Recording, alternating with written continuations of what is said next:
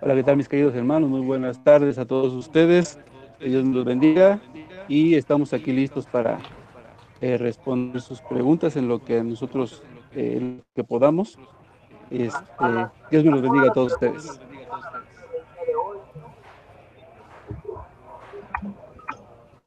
Muchísimas gracias, Franklin. Él, pues haciendo lo que Dios nos ha mandado, ¿verdad? Así es que es un placer, pues, ¿verdad? Estar con ustedes, pues, y poder servir a los hermanos que están también en vivo y los que lo van a ver, pues, después este video. Buenas noches y bendiciones.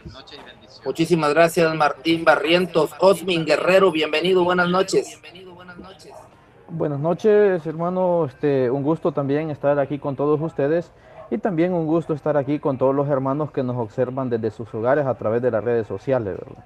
Y pues le doy gracias a Dios que estamos aquí todos y un gusto. Muchísimas gracias, Osmin Guerrero. Rodrigo,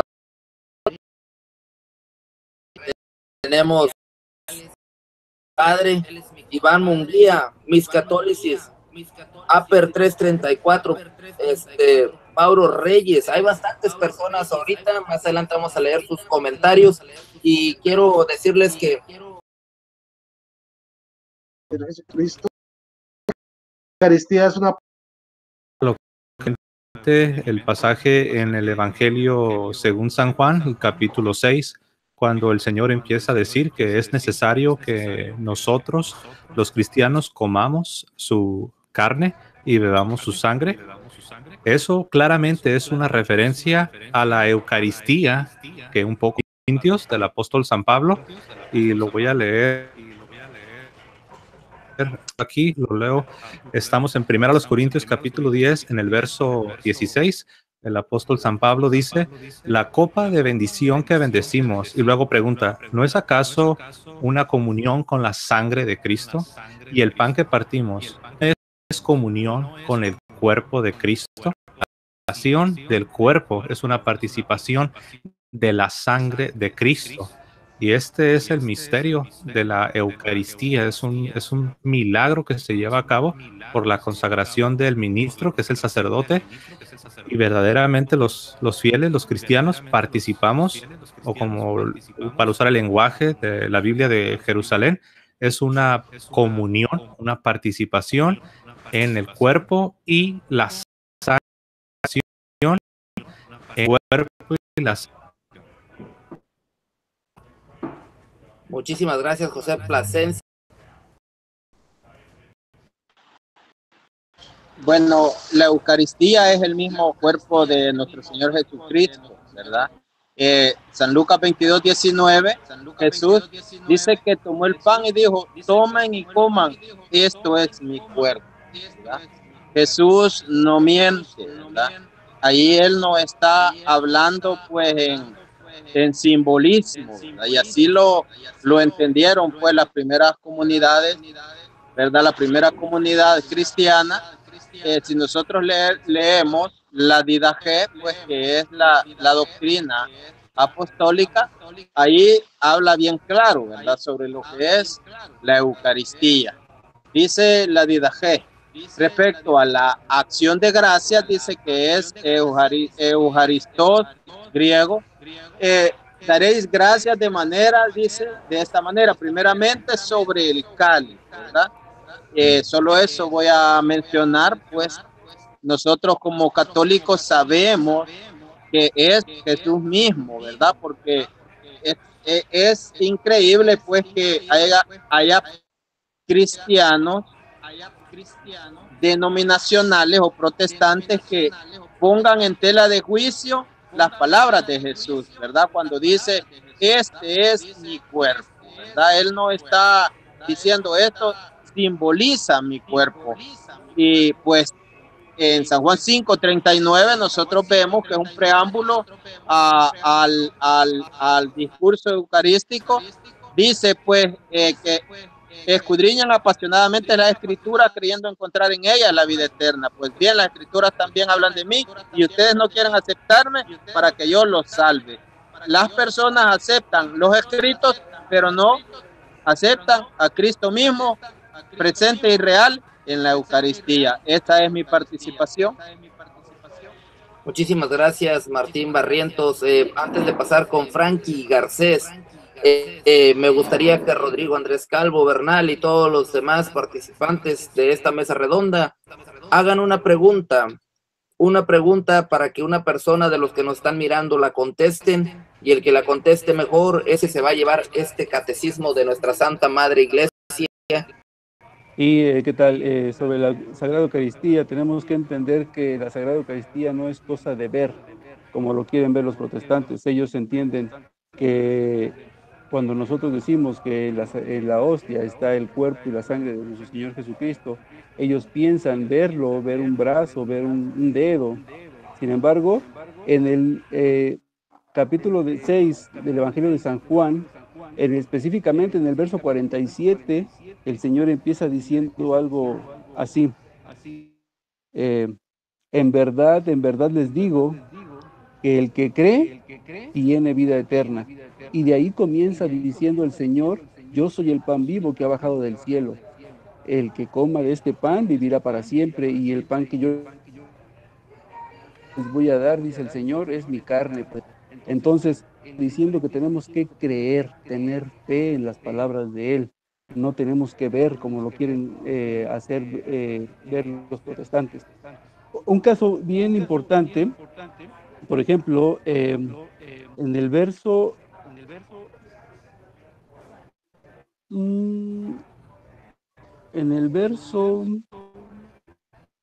61, hay algo bien importante, y quiero que todos pongan atención, porque ni siquiera los protestantes estudian este pasaje. Cuando dice: sabiendo Jesús en su interior que sus discípulos murmuran, esto les escandaliza. Quiero que pongamos atención aquí. El Señor hace una comparación entre comer su carne y beber su sangre con la ascensión gloriosa al cielo. Y dice el Señor: esto les escandaliza, hablando de comer y beber su sangre. Y dice: y cuando veáis al Hijo del Hombre subir donde estaba antes, y hace la pregunta: si esto les escandaliza, que tienen que comer mi carne y beber mi sangre, entonces, ¿qué van a decir cuando me vean elevándome hacia el cielo donde yo estaba antes? Tenemos que entender que el Señor es claro en su palabra. Si el Señor hace una comparación entre el comer su carne y beber su sangre con la gloriosa ascensión a los cielos, quiere decir que tan real es la ascensión que el Señor tuvo como el comer y beber su sangre. Ahora, cuando nosotros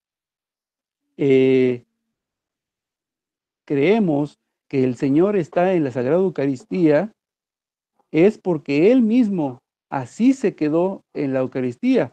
Te quedan 30 segundos, Frankie Garcés. Ok, por ejemplo, en el Evangelio de San Lucas, capítulo 24, verso 29, los discípulos le rogaron al Señor que se quedara con él cuando iban de camino del pasaje de Maús. Entonces el Señor parte el pan, da las gracias, y dice que al partir el pan se le abrieron los ojos a los discípulos y lo reconocieron en el pan, pero el Señor desapareció. No quiere decir que el Señor haya desaparecido, sino que el Señor se quedó presente en la partición del pan. Y esa sería mi participación. Gracias. Muchísimas gracias, Frankie Garcés. Osmín Guerrero, adelante, ¿qué es para ti la Eucaristía? Permíteme tantito, déjame. Osmín Guerrero. Prende tu micrófono, Osmín Guerrero, por favor. Tienes 3 minutos a partir de ahora. Ok, pues la Eucaristía y cima a la vida cristiana, ¿verdad? Todos los demás sacramentos están ordenados conforme a la Eucaristía. La Eucaristía no solamente es fuente y vida de toda cristiana, sino que también es llamado también banquete del Señor, el pan del cielo, el pan de los ángeles. La primera comunidad apostólica nos dice Hechos, capítulo 2, versículos del 42 al 44, nos dice: y eran fieles en conservar la enseñanza de los apóstoles, en compartir lo que tenían y en reunirse para la fracción del pan. Esto en griego dice aquí para la Eucaristía, y la oración. Todos estaban asombrados a causa de los muchos milagros y señales que Dios hacía por medio de los apóstoles. Y todos los creyentes estaban muy unidos y compartían sus bienes entre sí. Entonces, la Eucaristía era para la reunión de la iglesia, la gran comunidad, la gran asamblea, y era para mantenerlos unidos, en unidad, como ya el versículo que leyó el hermano José Plasencia, pues, de lo que es 1 Corintios capítulo 10, allí dice, el pan que partimos, ¿acaso no es comunión con el cuerpo de Cristo? La sangre que bebemos, dice, ¿acaso no es comunión con la sangre de Cristo? Y esa pregunta en el lenguaje bíblico automáticamente da una respuesta que es sí, sí lo es. Entonces eso es lo que es la Eucaristía para nosotros. Muchísimas gracias, Osmin Guerrero. Todavía te quedaba 1 minuto 15 segundos. Bueno, entonces es realmente el cuerpo y la sangre de Cristo. No significa, no simboliza, porque de repente en otras enseñanzas, en otras doctrinas se enseña que la Eucaristía simboliza o significa, pero no, la Eucaristía no simboliza, no significa, es realmente el cuerpo de Cristo. Muchísimas gracias, Osmin Guerrero. Bueno, pues la siguiente,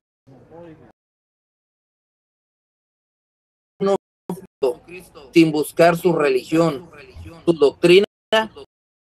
Verdadero. Martín.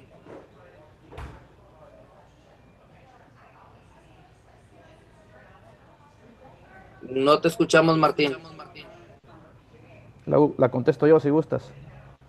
A ver.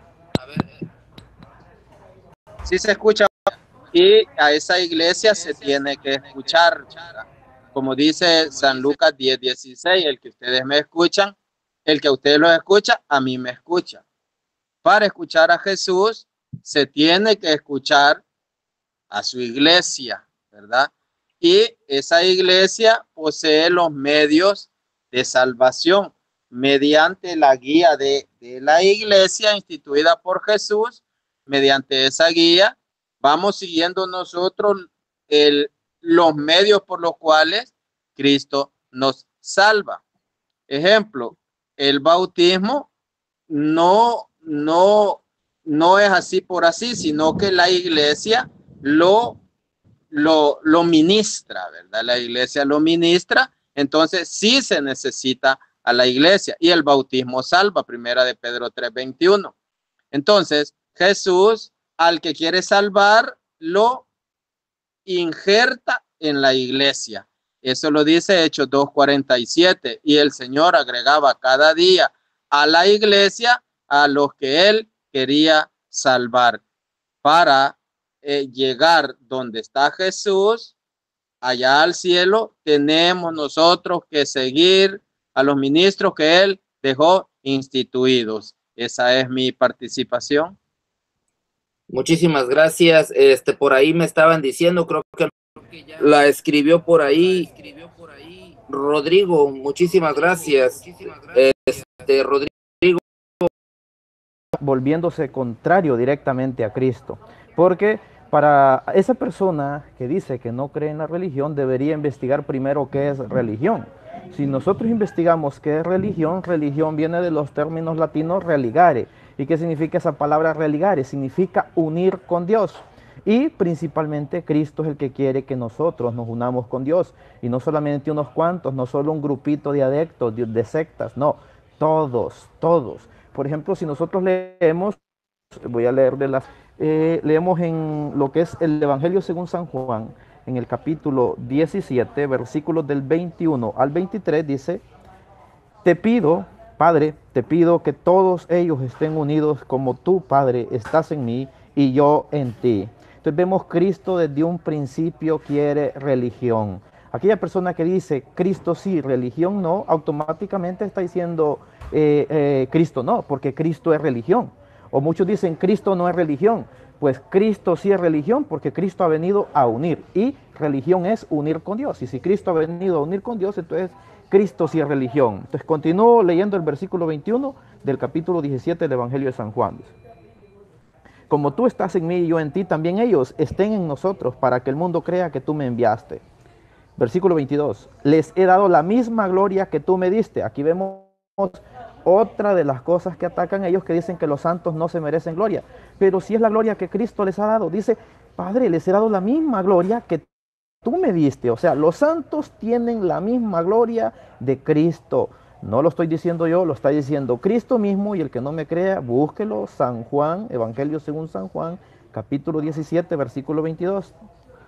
Les he dado la misma gloria que tú me diste, para que sean una sola cosa, así como tú y yo somos una sola cosa. Te quedan Yo en 30 ellos, segundos. tú en mí, para que lleguen a ser perfectamente uno.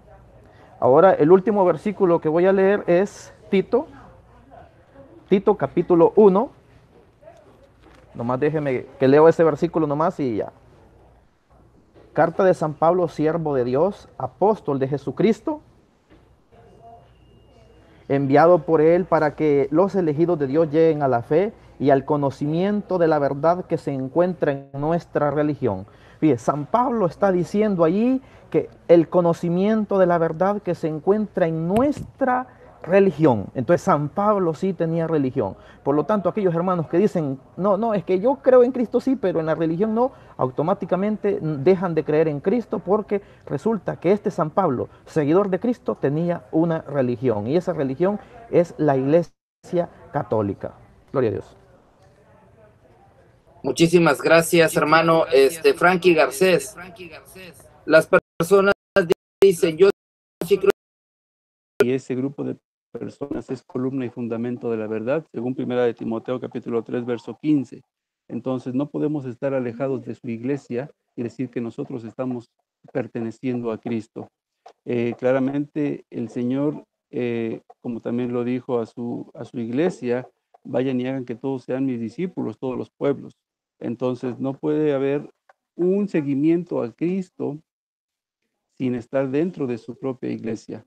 Por ejemplo, el Señor en el Evangelio de San Juan, capítulo 14, del verso 15 en adelante, dice el Señor, si me amáis, guardaréis mis mandamientos. Yo pediré al Padre y Él les enviará otro paráclito. Habla del Espíritu Santo, para que esté con vosotros para siempre. Y el Espíritu de la verdad, a quien el mundo no puede ver, entonces habla de un mundo aparte, fuera de su iglesia. Dice, y a quien el mundo no puede recibir porque no le ve ni le conoce, pero vosotros le conocéis porque mora con vosotros.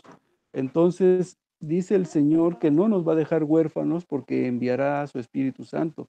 Si hubiera sido realmente que es importante seguir a Cristo, pero no a la iglesia, pues hubiera dicho, bueno, yo voy a enviar el Espíritu Santo a todo el mundo. Sin embargo, se lo dijo específicamente a su iglesia, a su grupo de personas que él había elegido para que ellos fueran a ser discípulos a todas las naciones. Entonces, no podemos decir, yo amo a Cristo, pero desprecio a su iglesia. No puede decir, como ya lo yo amo al Señor, pero detesto a su esposa. Eso no puede ser. Dentro de la iglesia hay una unión, una común unión entre la iglesia y Jesús. Si no aceptamos la iglesia, entonces rechazamos a Jesús, porque están ligados. Recordemos que en Apocalipsis dice el Señor, dice la Sagrada Escritura, que el Señor Jesús viene por su iglesia, por la esposa, en las bodas del Cordero. Entonces, no podemos desligar la iglesia y al Señor Jesús. Es como decir al Señor, yo creo en la cabeza, que es Cristo, pero desprecio al cuerpo. Sería un cuerpo mutilado. Entonces no podemos decir, no sirve, pero sí seguimos a Cristo. O estamos con Cristo, o de plano no estamos con Él. Esa sería mi participación. Muchísimas gracias a todos. Creo que ahí contestó. Bueno, pues vamos a pedirle por favor a Filiberto que entre a Facebook y que nos busque como Mesa Redonda, y entre al chat y nos pasa por favor sus datos, dónde vive y a dónde le podemos ya.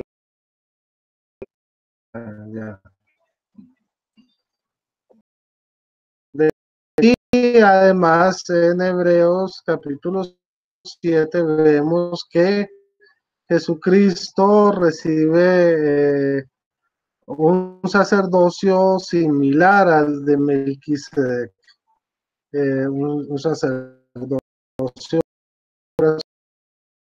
es infalible. La razón es muy sencilla. Primero que todo, el Papa está guiado igual que Pedro por el Espíritu Santo, ¿sí? Cuando hace declaraciones oficiales, estamos diciendo, son cosas que él proclama que están dentro de la fe, ¿sí? Y además, digamos que muchas de las cosas que también él proclama están revisadas y van acorde con el credo milenario de la iglesia, ¿ok? Claro que puede dar declaraciones personales suyas que pueden estar equivocadas o ser subjetivas, pero cuando él lo hace a nombre de la iglesia no hay equivocación porque él está asistido por el Espíritu Santo y por el colegio apostólico. Muchas gracias. Que le dio Jesús a Pedro de confirmar a sus hermanos en la fe, ¿verdad? Entonces, si Jesús le dejó pues a Pedro, ¿verdad? Esa comisión, entonces, pues Jesús deja al Espíritu Santo y dice San Juan 16:13, dice, cuando venga el Espíritu de la verdad, Él los introducirá en la verdad plena, porque no hablará por su cuenta, ¿verdad? Sino que habla palabras que recibe de Dios, ¿verdad? Así como nosotros vemos en San Mateo 16, que le dice, esto no te lo reveló carne ni sangre, sino mi Padre que está en los cielos. Entonces, como dice San Lucas 22, 31 al 32, ahí vemos el cuerpo pues de un relato, de un discurso que es eminentemente para delegar a Pedro el guiar a su iglesia, confirmar en la fe, ¿verdad? Entonces, como explicaba el hermano, cuando el Papa habla ex cátedra, ¿verdad? En nombre de la iglesia, entonces él allí es infalible, ¿verdad? Es infalible, lo que significa de que no toda postura de él es infalible, ¿verdad? Si él tiene alguna afición a algo y todo lo que él diga se va a cumplir, no. Cuando es fe, doctrina y moral, entonces sí, pues porque habla inspirado y guiado por el Espíritu Santo. Esa es mi participación. Muchísimas gracias, Frankie Garcés. Adelante, ¿tienes algo que aportar a la infalibilidad del Papa? Bueno, sí, creo que hay una pequeña confusión porque ellos creen que infalible significa impecable, que es totalmente diferente. Ellos creen que porque llamamos infalible al Papa quiere decir que nunca se equivoca. Él es un ser humano, como todos recordamos, y como todos sabemos, él es un ser humano que puede cometer errores, pero la infalibilidad, como ya lo decía el hermano Martín, se trata de que el Señor, tomando el capítulo de Lucas, capítulo 22, donde dice, mira que Satanás ha pedido permiso para zarandearlos a todos y está hablando con todos sus apóstoles. Dice el Señor, pero específicamente dice, pero yo he rogado por ti para que tu fe no caiga. A eso es a lo que llamamos nosotros infalibilidad del Papa, ¿sí? Lo que quiere decir que el Señor siempre rogará por su encargado de la iglesia para que su fe no caiga. Puede caer la fe de cualquier persona, cualquier obispo, cualquier apóstol, pero la de Pedro o la del Papa jamás va a caer porque el Señor siempre estará rogando por la cabeza visible. Ojo, la cabeza visible no es la cabeza de la iglesia, la cabeza visible de su iglesia o el pastor universal de la iglesia visible. Entonces, eso es a lo que nosotros llamamos infabilidad. Esa sería mi participación. Muchísimas gracias, Frankie Garcés. José Plasencia, ¿tienes algo que agregar a este tema?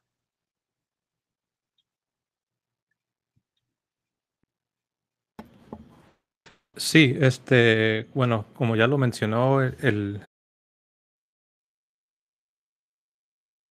de todos los seres humanos o por encima de toda la iglesia, la infabilidad es un don que Dios ha dado. Y a mí me gustaría leer lo que es la definición del dogma, y la voy a leer para ustedes, la definición del dogma, la cual dice de la siguiente manera. Este dogma se ha definido en 1870, y eso es importante. Algunas personas, cuando escuchan del dogma de la infabilidad del Papa y ven que se definió de manera dogmática en 1870, ellos creen que en 1870 es cuando se inventó esta creencia, es cuando se inventó esta doctrina. Pero eso no es así de ninguna manera. Cuando se da una definición oficial, dogmática y definitiva para ser recibida por todos los creyentes en determinado año, en este caso en el año de 1870, no significa que ahí se está inventando la doctrina. Tienen un don de parte de habla ex cátedra, es decir, con autoridad. Esto es cuando una doctrina de fe o costumbres que debe ser sostenida por toda la iglesia posee, por la asistencia divina, la ayuda divina, que le fue, es decir, Jesús quiso que gozara su iglesia en la definición de la doctrina de fe y costumbres. Por esto, dichas definiciones del romano pontífice, es decir, del Papa, son en sí mismas y no por el consentimiento de la iglesia irreformables. Esto está tomado de la Constitución Dogmática, Pastor Auternus, en el capítulo 4. Entonces, en otras palabras, para no hacer esto muy complejo, cuando se trata de definir una doctrina que debe ser recibida por todos los creyentes, el Papa ejerce este don de Dios, que es la infabilidad. Y tenemos, por ejemplo, los nuevos cristianos que venían del mundo pagano, del mundo gentil. Ellos querían que estos se circuncidaran, así como los judíos, y que empezaran a guardar la ley de Moisés. Y ellos decían, si no te circuncidas y si no guardas la ley de Moisés, no podéis ser salvos, no pueden ser salvados. Y la controversia no la pudo ni resolver ni el mismo apóstol Pablo. 30 segundos.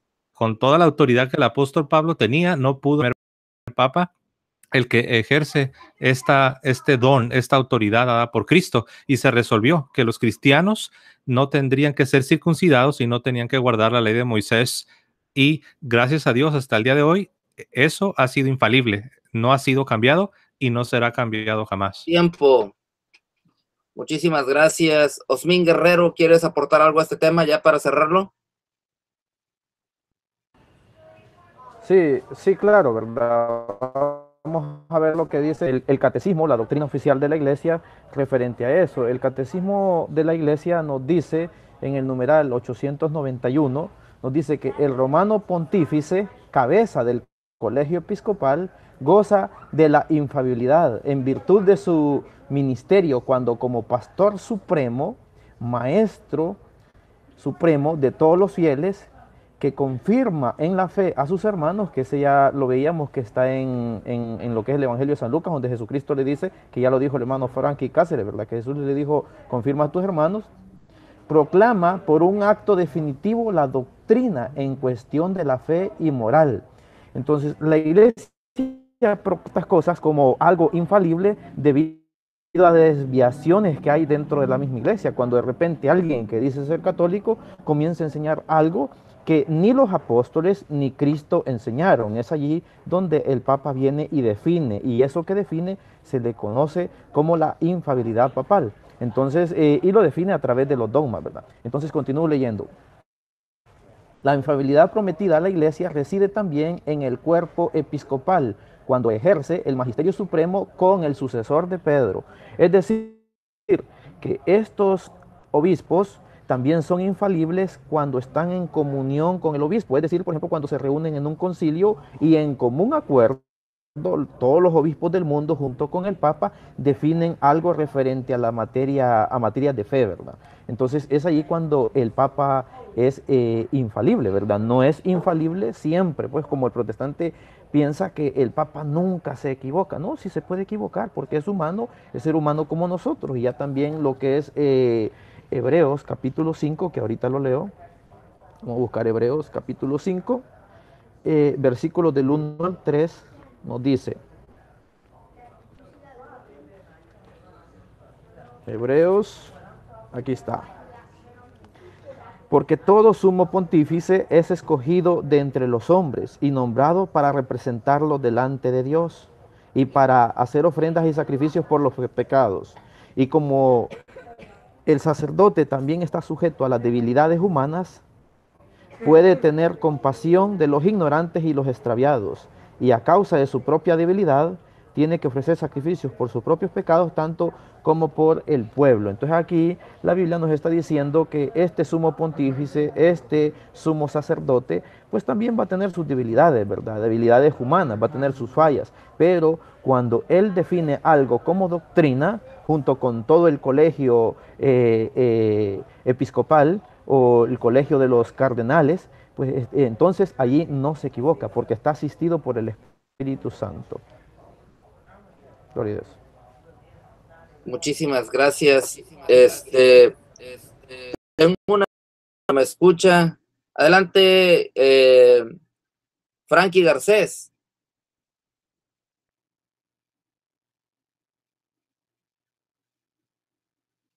Okay. Hey, Bueno, ya pensé que te habíamos perdido. Hola. ¿Me Ok, escuchan? sí.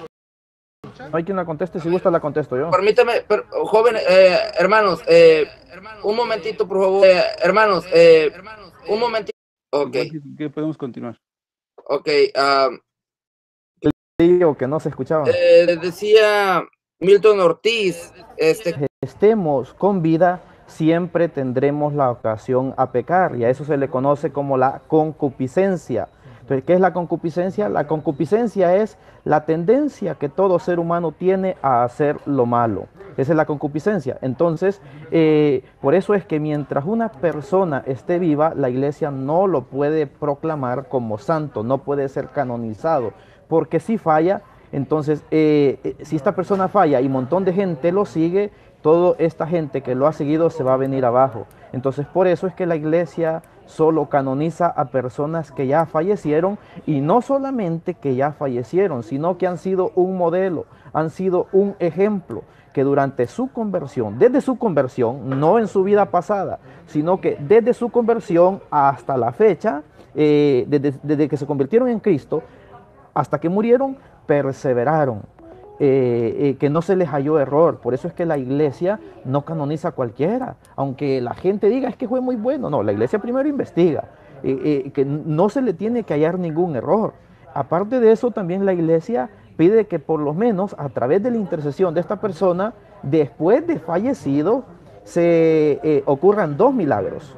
Entonces, si no ocurren esos 2 milagros, entonces la iglesia no lo canoniza. Entonces, por esa razón es que el Papa, en virtud de la potestad que Cristo Jesús le dio, canoniza única y exclusivamente personas que ya fallecieron, pero que han sido modelos, han sido un ejemplo, como lo dice la carta 30 segundos. en el capítulo 11, nos da un catálogo de santos, un listado de santos. Comienza hablando por Abel, y de ahí continúa por todos los demás santos que hay. Gloria a Dios. Muchísimas gracias. A ver, Rodrigo, ¿estás de regreso? Muchísimas gracias. Dice, ¿por qué la Biblia católica tiene más libros que una Biblia protestante?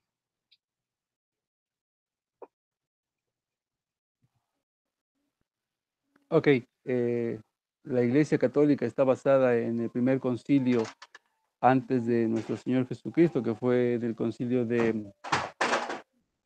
perdón. Hay un concilio, hubo un concilio que de... Ay, se me acaba de olvidar el nombre, perdón. Bueno, pues Donde... si alguien se acuerda por Sí, ahí, claro. más adelante que lo nombre. Sí, bueno, en ese concilio hubo una confusión acerca de los libros, porque estaban escritos muchos libros en el idioma hebreo y algunos estaban escritos en el idioma griego. Entonces había una pequeña confusión entre cuáles libros eran inspirados y cuáles no. Entonces, en ese concilio hubo digamos, un canon llamado la Septuaginta o la traducción de los setentas, donde 70 sabios de Grecia, dado la confusión que había sobre estos libros que no eran escritos en el idioma hebreo, porque los hebreos pensaban que solamente Dios se manifestaba en ese idioma. Sin embargo, recordemos que hubo una deportación del pueblo hebreo a, a, este, a otro país. Entonces, algunas personas seguían teniendo inspiración de Dios, pero ya escribían en el idioma griego. Entonces, se consiguieron 70 sabios de Grecia para hacer una traducción a ver si eran realmente inspirados estos libros. Dada la sorpresa que después de 70 días de estar traduciendo los mismos libros, cuando se terminaron de traducir todos esos libros, salieron con la misma traducción exacta. Los 70 sabios salieron con la misma traducción. Por eso se dio ese concilio o ese canon bíblico donde realmente se conocían como inspirados. Son 7 libros que tienen más la Biblia católica que la Biblia protestante. Este canon protestante fue el canon de Palestina, que fue en el año 90 después de Cristo. Si recordamos, cuando Jesús y los apóstoles tenían la única parte de la Biblia que fue el Antiguo Testamento, ellos tenían este canon de la Septuaginta. Entonces ellos utilizaron también los libros tanto en idioma griego como en idioma hebreo. Después los judíos 30 segundos. quitaron estos libros porque ellos pensaban que no eran inspirados hasta el día de hoy, pero en el año 1828 se quitan definitivamente estos 7 libros. No fue que la Iglesia Católica les haya aumentado. Gracias, esa es mi participación. Muchísimas gracias, hermano. Vamos a pasar con José Plasencia. José, libros que la Biblia protege. Primero que tiene que aclararse es que no es que la Biblia católica tenga más libros que la Biblia protestante, sino todo lo contrario. Quitaron 7 libros del Antiguo Testamento.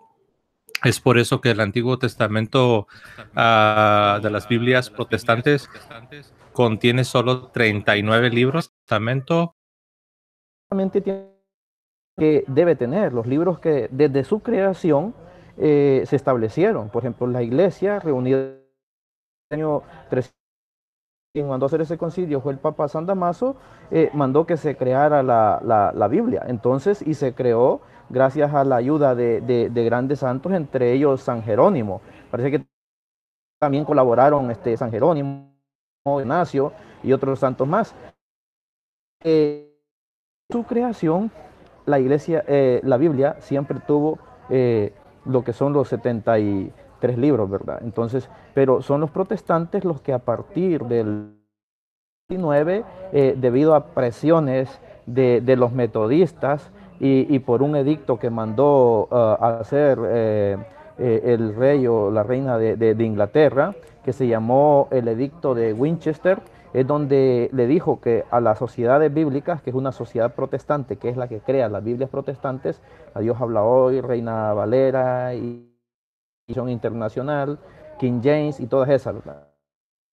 Que tenían que quitar 7 libros y que si no los quitaban no les iba a seguir pasando su cuota mensual de 25,000 libras esterlinas. Entonces son ellos los que a la Biblia y no nosotros. Nosotros no le andamos poniendo ni le andamos quitando, la conservamos tal cual desde que fue creada hasta la fecha. Entonces son ellos los que le han... Ellos dicen que un católico está maldito porque le quita y le aumenta la Biblia, esa maldición regresa hacia ellos mismos porque son ellos los que le han quitado. ¿Creen? Pues vayan a una Biblia, a una librería protestante y pregunten por la famosa Biblia Dios habla hoy. Y díganle que le muestren las dos clases de Biblia que ellos tienen. La Biblia Dios habla hoy con deuterocanónicos y la Biblia Dios habla hoy sin. Entonces se van a dar cuenta de que 30 están segundos. quitando y le están poniendo y no nosotros. Gloria a Dios. Muchísimas gracias. Por ahí se cayó nuestro hermano. Dar puesto a Dios, porque dicen los protestantes que solamente ellos pueden o podemos solamente pedir intercesión solamente a Dios, porque Él es el único mediador, pero mediador no significa intercesor. Intercesor lo somos todos. Dice Romanos capítulo 8, verso 29 y 30, dice, en efecto, a los que Dios conoció de antemano, los predestinó a reproducir la imagen de su Hijo, para que fuera el primogénito de entre muchos hermanos. A los que predestinó también los llamó, a los que llamó los justificó y a los que justificó también los glorificó.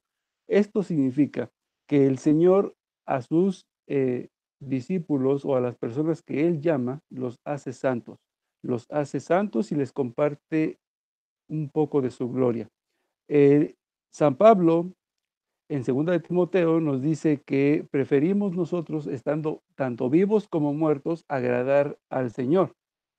Entonces, cuando nosotros pedimos una intercesión, solamente estamos pidiendo un favor.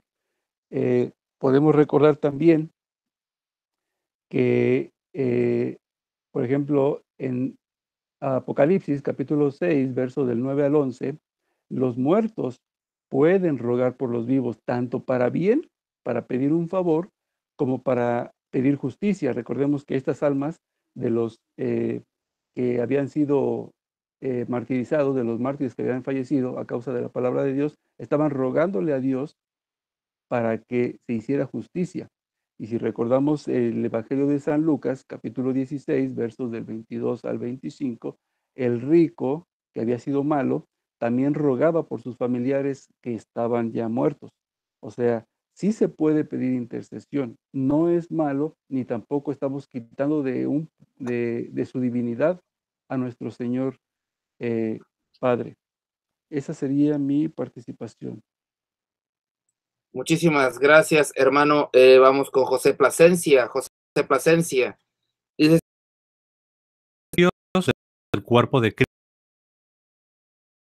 con el capítulo 5. Segundos. Gracias. A los redimidos que están delante del trono se les presenta como teniendo copas de oro. No, pero sí te escuchamos. Bueno, pedimos la intercesión de los santos, que es distinto, de los fieles difuntos. Los muertos son aquellos que no creen en Cristo, porque dice San Juan 11:25, ¿qué está hablando aquí? No soy yo, dice San Juan 11:25, el que crea en mí, aunque esté muerto, vivirá. Pues los santos son aquellas personas que creyeron en Cristo, por lo tanto no son muertos, están vivos. El cuerpo de ellos es el que ya falleció, pero ellos, los santos, están vivos. Cristo mismo lo confirma. Luego nos revisamos el libro de lo que es libro de Job, en el capítulo 33, versículo 23, dice, pero si hay cerca de él un ángel, uno entre 1000, que interceda en su favor y dé testimonio de su rectitud, que le tenga compasión y diga a Dios, líbralo de la muerte, pues ha encontrado su rescate.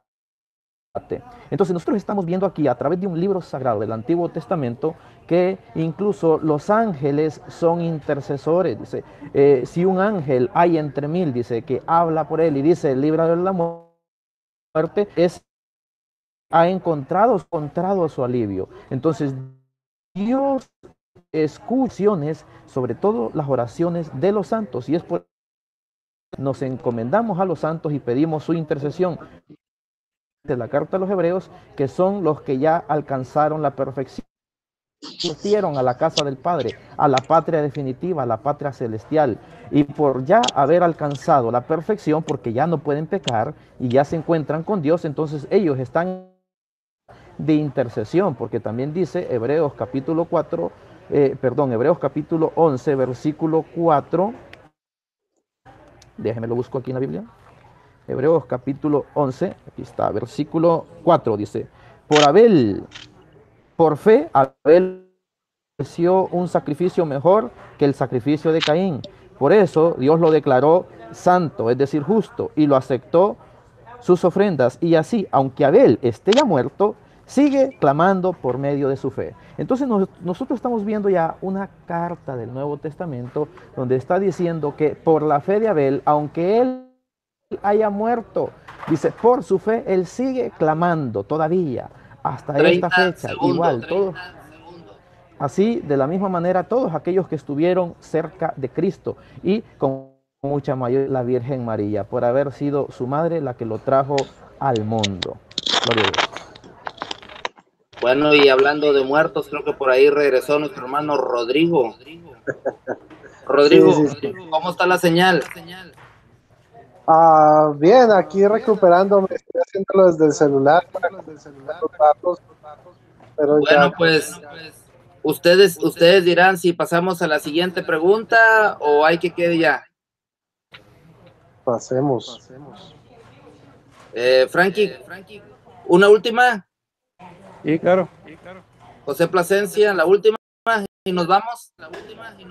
Pues ya para despedirnos vamos a pasar a la siguiente pregunta y es, híjole, esta hasta Sobre los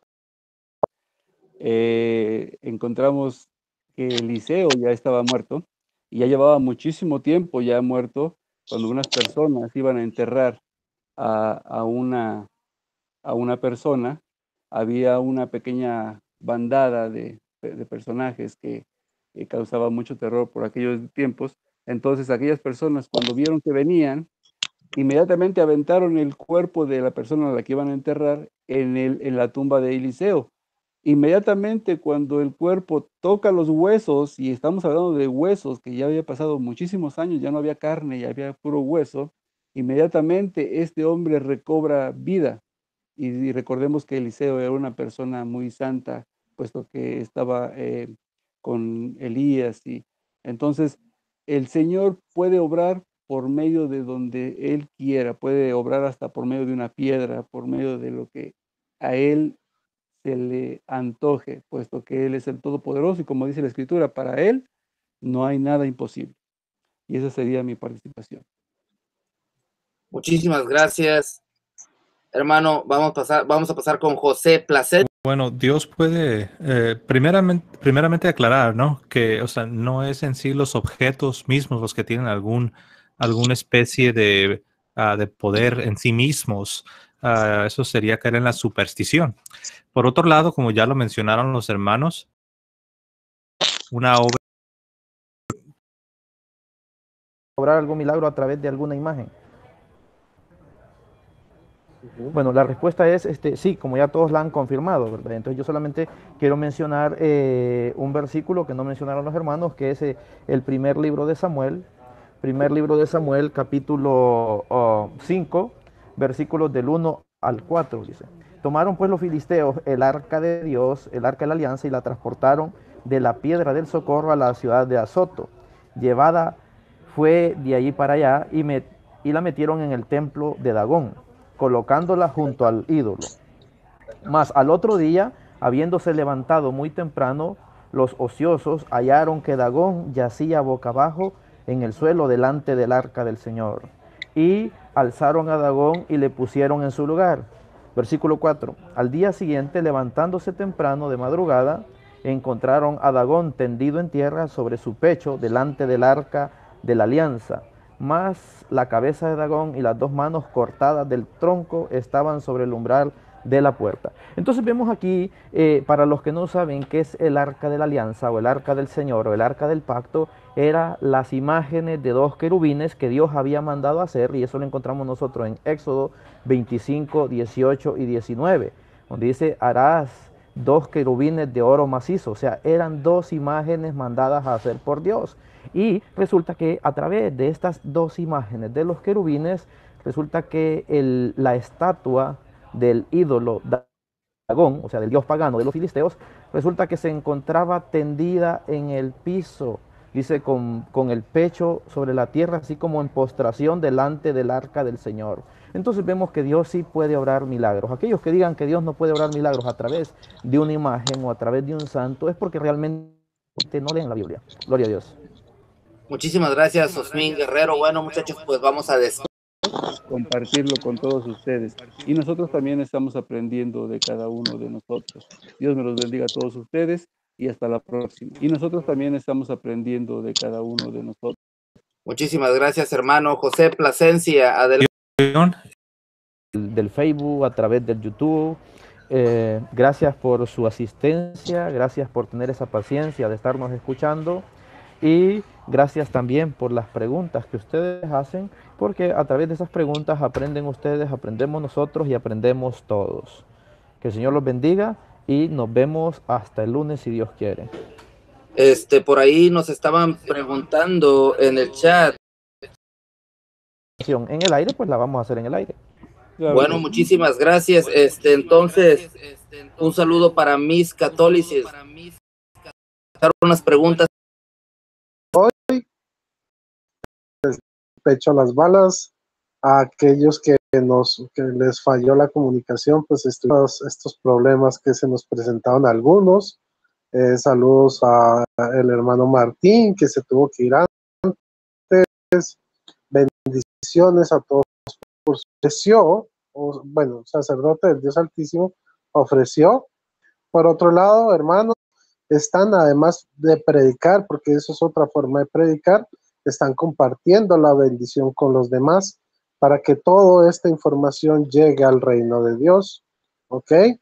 Recuerden que estos panelistas en otro canal, en televisión, pueden costar cientos y miles de dólares, y la entrada a ver un programa de estos les puede costar 10, algunos cobran $20 por una charla, 30, $50 por un tiquete, pero en este momento tú has recibido esta bendición de forma gratuita, porque ya Jesucristo pagó por ti, pagó por mí y pagó por todos.